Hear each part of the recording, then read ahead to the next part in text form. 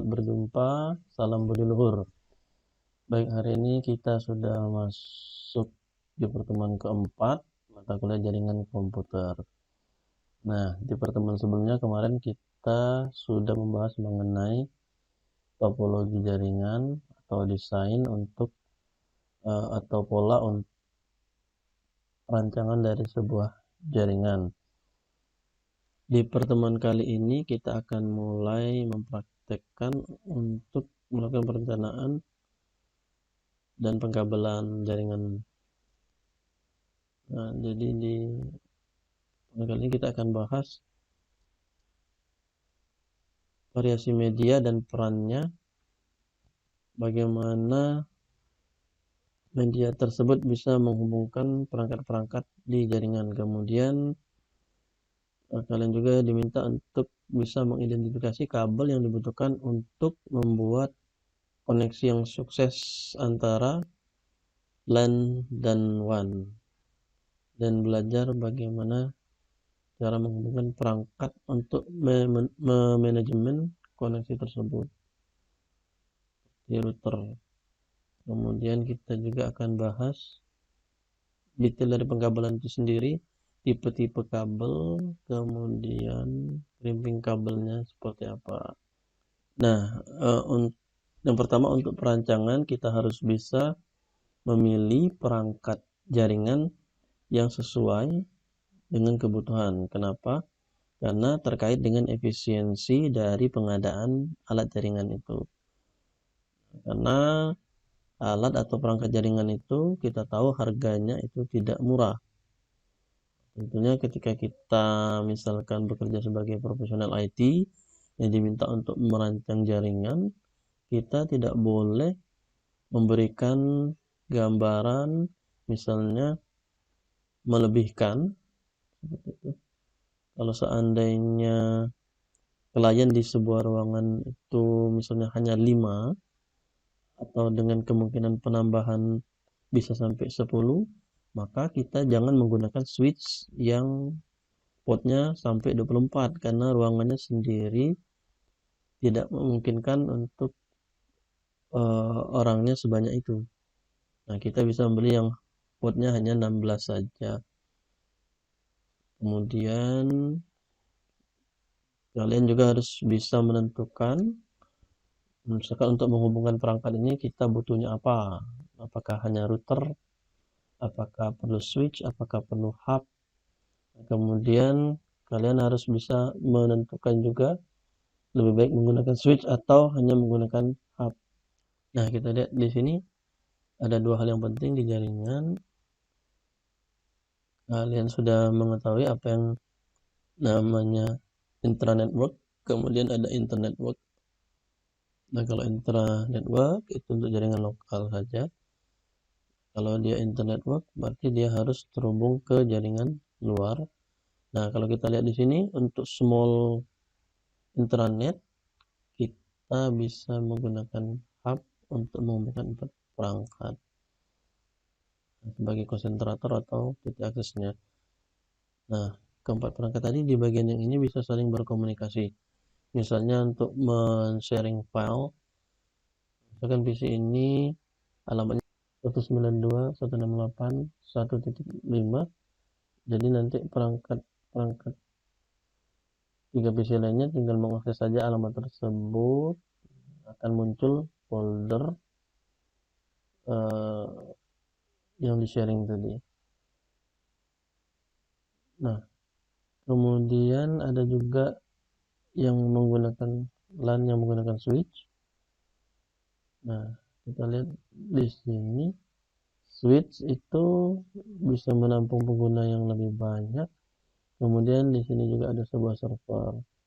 Nah, kalau misalkan kita lihat, kemarin juga sudah ada tugas perbedaan switch dan hub dari sisi kecepatan. Nah, switch itu lebih cepat dibandingkan hub. Kemudian switch itu dari sisi keamanan juga lebih aman karena dia akan memberikan paket itu langsung ke tujuannya. Kalau hub sistemnya broadcast, kalau switch itu tidak. Nah, dari sisi kecepatan, kalau misalkan lainnya lebih banyak, tentunya kita bisa mempertimbangkan untuk menggunakan switch saja dibandingkan menggunakan hub. Dan sekarang juga di perangkat jaringan itu biasanya sudah menggunakan switch. Nah, kalau kita lihat di gambar sebelahnya, internet connection dengan sebuah router. Di sini ada gambaran ini. Nah, di gambar ini kita bisa menghubungkan dua segmen jaringan dengan sebuah router. Jadi misalnya di sini menggunakan switch, ada tanda panah, ini switch dengan banyak tanda panah. Di segmen ini misalnya dikasih alamat 202.162.0.0/24 networknya. Sedangkan yang ini 192.168.10.0/24. Nah, kalau seandainya dia dari hub langsung terhubung ke switch, maka kedua segmen tadi tidak bisa terhubung karena beda segmen. Nah, untuk bisa menghubungkannya kita butuh sebuah perangkat. Ketika kalian merancang jaringan, kira-kira alat apa saja yang dibutuhkan, dilihat dulu. Kalau seandainya segmen jaringannya berbeda, kalian bisa menambahkan router untuk menghubungkannya. Meskipun untuk switch sendiri itu bisa di manageable. Jadi sekarang ada perangkat switch yang bisa di manageable. Jadi kita bisa menggunakan virtual LAN, kemudian terang untuk menghubungkannya. Tapi kalau seandainya kita menggunakan switch biasa yang tidak bisa di manage, yang langsung pakai, kita butuh yang namanya router. Kemudian router juga digunakan untuk menghubungkan jaringan dengan internet atau jaringan di luar. Nah, kita lihat di sini routernya akan menjadi gateway bagi klien LAN. Jadi di dalam parameter IP address subnet mask atau lagi adalah gateway, di mana alamat gateway ini nanti fungsinya adalah ketika kalian melakukan request ke alam tujuan yang ada di luar, dia akan menyampaikan ke alamat gateway terlebih dahulu. Nanti sampai gateway atau router akan dicek alamat tujuan itu ada di mana, baru kemudian akan diteruskan ke luar. Nah, kemudian di router juga bisa dilakukan manajemen. Misalnya kita ingin memfilter alamat-alamat tertentu, sehingga apabila misalnya dicek alamat tujuan tersebut masuk dalam kategori drop, maka otomatis paketnya tidak akan diteruskan. Klien akan mendapatkan balasan paket tidak bisa diteruskan, misalnya dengan timeout gitu, atau akses deny. Oke, sekarang kita akan lanjut. Nah, pemilihan LAN device yang sesuai untuk internet network membutuhkan router sebagai gateway yang kita bahas tadi, di mana interface pada router untuk LAN ini nanti membolehkan atau memberikan izin perangkat LAN media untuk terhubung menggunakan UTP cabling, atau bisa juga ditambahkan sebuah modul kalau dia mendukung fiber optik, bisa menghubungkan gedung 1 dengan gedung 2 menggunakan fiber optik untuk akses yang lebih cepat. Kemudian untuk internet network, untuk yang small LAN bisa menggunakan hub switch. Nah, jadi hub itu menerima sinyal, menggenerate sinyal dan mengirimkan sinyal ke sebuah port. Meskipun yang merequest hanya satu port saja, port lain itu karena tidak dia request, masalahnya tidak aman. Kalau paketnya bisa di capture, maka akan bisa dilihat isi komunikasinya seperti apa. Nah, sedangkan switch ini berbeda, dia menerima frame, kemudian meregenerate setiap bit dari frame tersebut, kemudian langsung mengirimkan sinyal-sinyal tadi yang sudah diregenerate itu ke tujuannya langsung. Jadi istilahnya point to point logical topology. Nah, kemudian apa yang harus dipertimbangkan ketika kita memilih perangkat jaringan? Nah, misalkan kita mau membutuhkan sebuah switch untuk merancang jaringan ini atau membutuhkan sebuah router. Nah, pemilihan router dan switch itu didasari atas beberapa faktor ini. Yang pertama itu adalah masalah biaya atau cost anggaran yang dimiliki, karena ini terkait dengan efisiensi. Jadi kalau kita nanti menentukan perangkat tidak sesuka kita, namanya adalah selain dari melihat kualitas seperti tipe dan kecepatannya, nah biaya yang tersedia itu harus kita perhatikan. Nah, kita harus bisa mendapatkan perangkat yang spesifikasinya sesuai dengan kebutuhan tapi dengan harga yang lebih murah. Nah, kemudian faktor yang kedua adalah kecepatan dan tipe dari port yang digunakan. Misalnya tadi seperti ketika kita mau menghubungkan antara gedung yang jaraknya lebih dari 100 meter, kabel UTP itu sudah tidak memungkinkan lagi. Karena maksimalnya 100 meter, kita butuh yang namanya fiber optik. Itu jarak antara gedung 1 dan gedung 2 di kampus kita. Dan untuk menghubungkan ke gedung lainnya, kita butuh tipe port yang berbeda, dan kemudian kecepatannya juga ada Ethernet, Fast Ethernet, dan Gigabit, walaupun sama-sama menggunakan kabel UTP, tapi juga perlu diperhatikan sama seperti ketika kita ingin membeli sebuah switch. Switch itu ada yang bisa di manage dan juga yang tidak. Kecepatan switch itu sendiri ada yang 10/100, untuk Fast Ethernet ada 100/1000 untuk Gigabit. Nah, kemudian expandability ini artinya apakah jaringan ini nanti, nah kita lihat di sini, kalian bisa lihat nanti cost ini terkait dengan pembelian, jenis teknologinya, artinya semakin banyak fitur yang diinginkan maka harganya semakin mahal. Kemudian tipe dari speed dan port. Nah, kalau kita lihat dari gambar ini, yang warna hijau adalah TV, yang warna merah adalah untuk fiber optik. Nah, kita lihat di sini, kalau memang kebutuhannya untuk skala kecil, kita bisa menggunakan port untuk 10 Mbps saja, 10/100, atau semuanya untuk 10 Mbps, tergantung kebutuhan lagi. Nah, kemudian kita lihat di sini expandability. Jadi ketika milih router, kita harus tahu karakter kebutuhan dari jaringan yang ingin dibangun itu seperti apa. Sama seperti switch, cost dan tipe dari interface dan kecepatan harus dipertimbangkan dengan sangat baik. Karena apabila misalnya jaringan skala besar, lainnya lebih dari 100 yang terhubung, nah kita butuh yang gigabit agar paket data yang lewat itu bisa lebih cepat, tidak harus mengantri. The series of Cisco router provide expandability support multiple media types.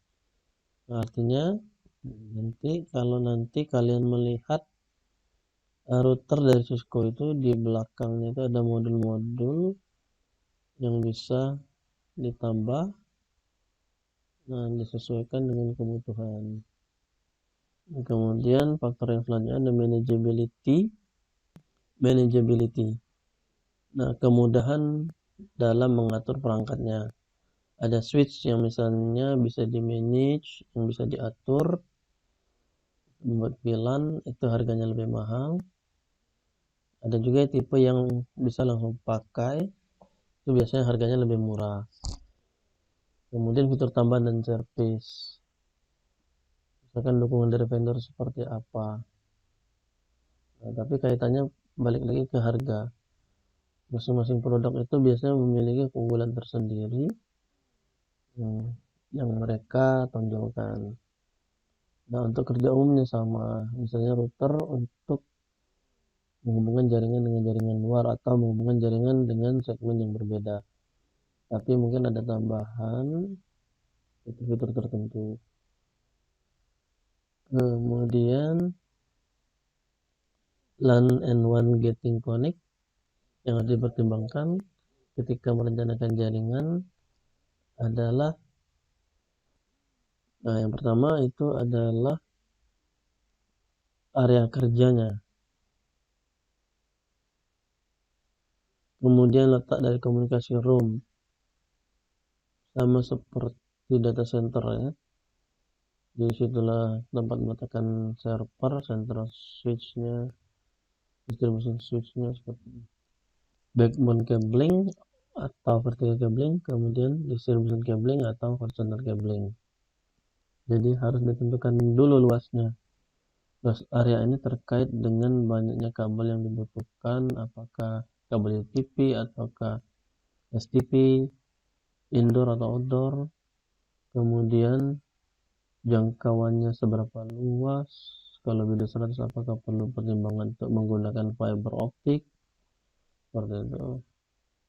Pemilihan ruangan ketika kita misalnya punya berapa lantai berapa, kemudian perencanaan perkabelan mau ditanam, kemudian tipe dari media, ada UTP, kategori 5, 5, 6, dan 7, kemudian ada fiber optik, kemudian ada wireless.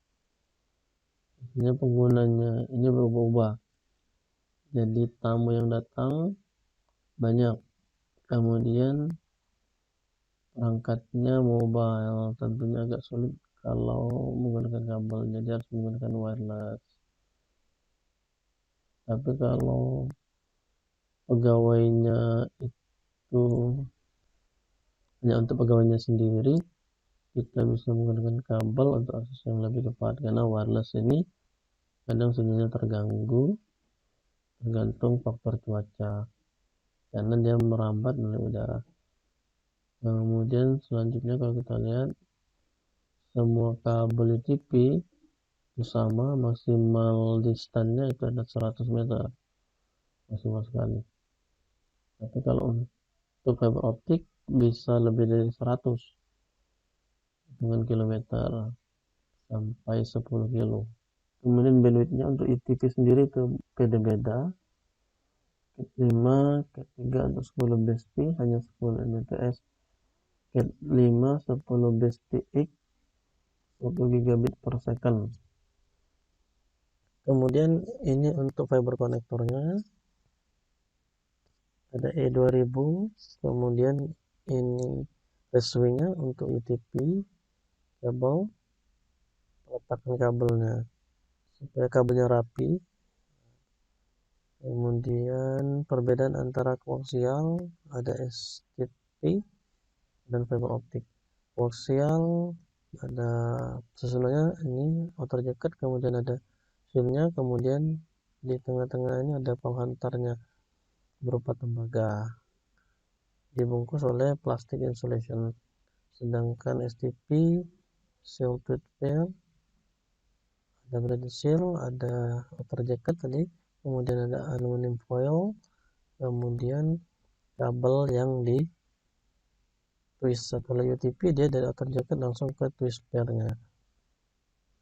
Fiber optik ada jacket biasanya berbahan PVC, kemudian ada buffer, ada cladding, kemudian ada core-nya, intinya ini biasanya dari bahan optik atau kaca.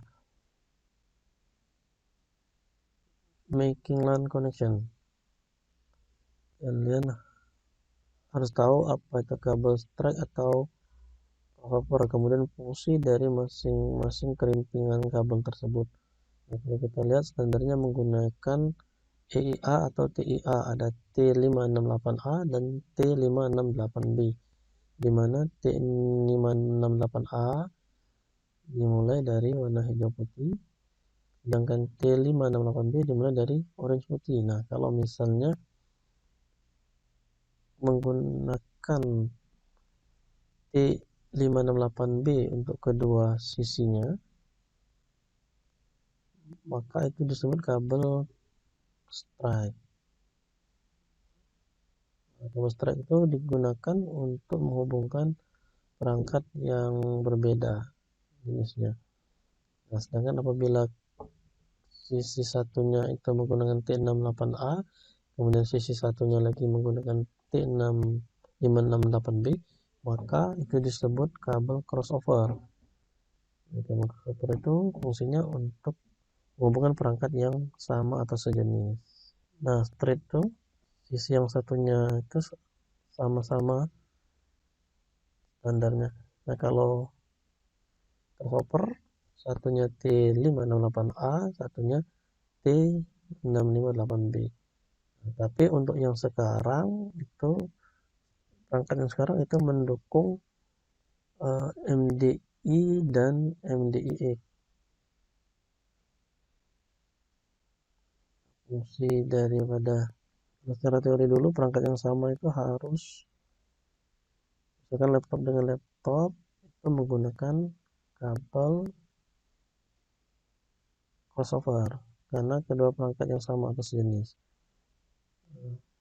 Akan ada sebuah router dihubungkan dengan sebuah switch, maka menggunakan kabelnya adalah kabel straight karena perangkatnya berbeda.